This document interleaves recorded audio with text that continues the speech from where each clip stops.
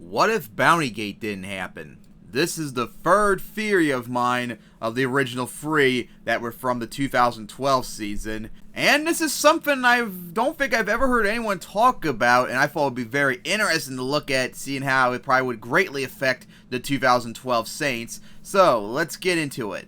What if this happens? What if that happened? What if? An NFL theory. During a 5-year stretch from 2009 to 2013, the Saints were one of the major powerhouses of the NFC. Here was their records during this 5-year stretch, where they had 4 winning seasons. They made the playoffs 4 times, winning the NFC South 2 times, and of course, winning it all in 2009. However, there was one year in particular that the Saints fell apart, and it wasn't because they just regressed, it was because of BountyGate. Now, what was BountyGate?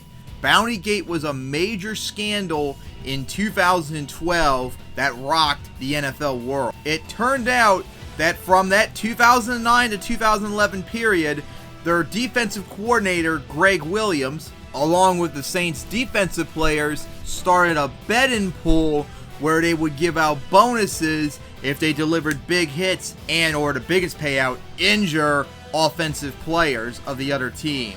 He has also been accused of doing this when he was the Redskins defensive coordinator from 2004 to 2007, and of course the Bills head coach from 2001 to 2003. So once the NFL did their investigation, they did the most strongest penalty in league history. Here is everything that happened.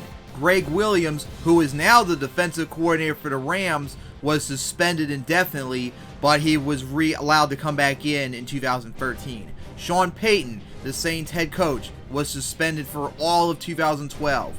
Joe Vitt, who was the assistant coach for Sean Payton and actually was going to be the interim coach for Sean Payton that year, was suspended for the first 8 games, so the Saints had 2 head coaches that year.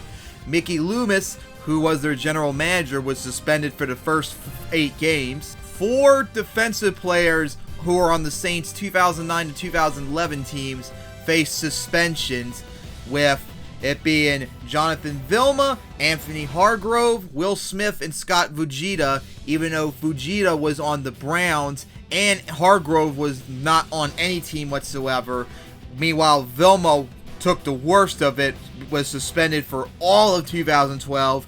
However, their suspensions were rescinded right before the season began, then reapplied, and then reascended again. So pretty much all of them still played in 2012 in some form. The Saints were fined a record $500,000, and they were forfeited their second round pick in the 2012 and 2013 draft. With the sanctions from BountyGate and the distraction, plus losing Sean Payton and a whole bunch of defensive players for the year, the 2012 Saints collapsed, starting off 0-4 in the year before they ended up finishing 7-9 with one of the worst defenses, in the league. But let's say that doesn't happen. What if BountyGate just never happened at all? That is the theory, so let's get into it. Be it for whatever reason, they never got caught, the league was still investigating and going into another year, or BountyGate simply never happened, the BountyGate scandal never broke out, and the Saints do not face any penalty whatsoever, and play the 2012 as is. So what would happen with the Saints in 2012? With Sean Payton back and a bunch of the Saints defensive players back, I think the Saints will play just like they did throughout that 2009-2013 period. One of the best offense in the league, and even if the defense isn't elite, it's still very good and does enough to help them win. So I went back and looked at all the games they played and looked at their losses, and I adjusted it to what I think they would do now having Sean Payton and the defensive players back. I see them win 5 more games. They would beat the Redskins in week 1. They would not lose to the Chiefs in their overtime loss to give them their first win of the year. They would beat the Packers in Lambeau Field. They would hold off the 49ers when they hosted them, and they would beat the Panthers the last week of the season. And with that, the 2012 Saints, I believe, would finish 12-4. Not bad. Not bad at all. Here's the updated 2012 regular season standings. Nothing would change on the AFC side, but the NFC side would change a lot.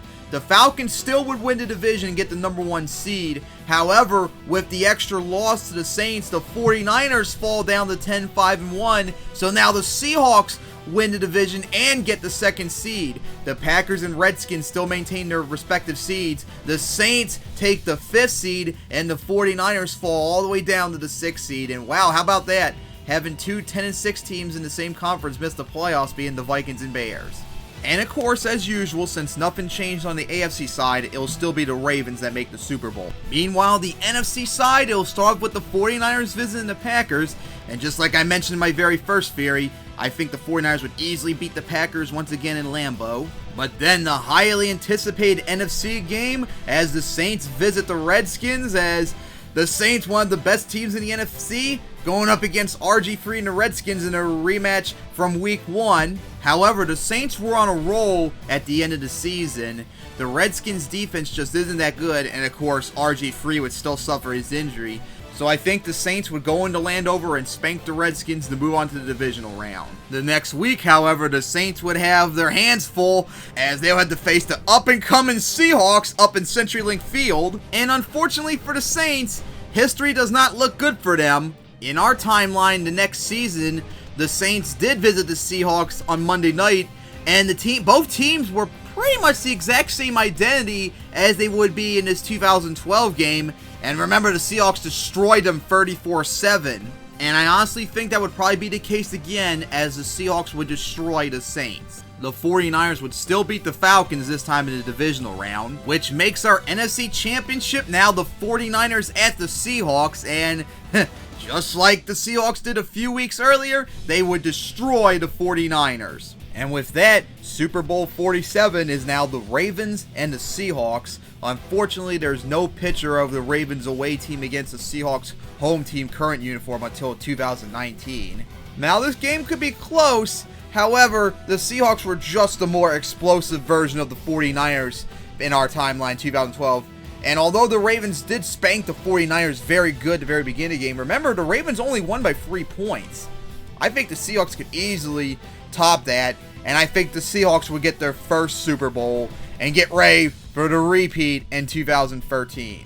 But hey, that's just a theory, an NFL theory. And that wraps up this scenario of what if BountyGate never happened. Very interesting to see how much the NFC side of the playoffs would change, including someone else win the Super Bowl this time around. But hey, maybe you think it wouldn't make any difference whatsoever if BountyGate happened or not, or maybe you think a different matchup would be in the Super Bowl. Leave your thoughts in the comments, and that officially wraps up my first 3 theories all about the 2012 season, and now to get into more complex scenarios eventually in the future. I got like 20 more plus coming along the way eventually, so tune in for them.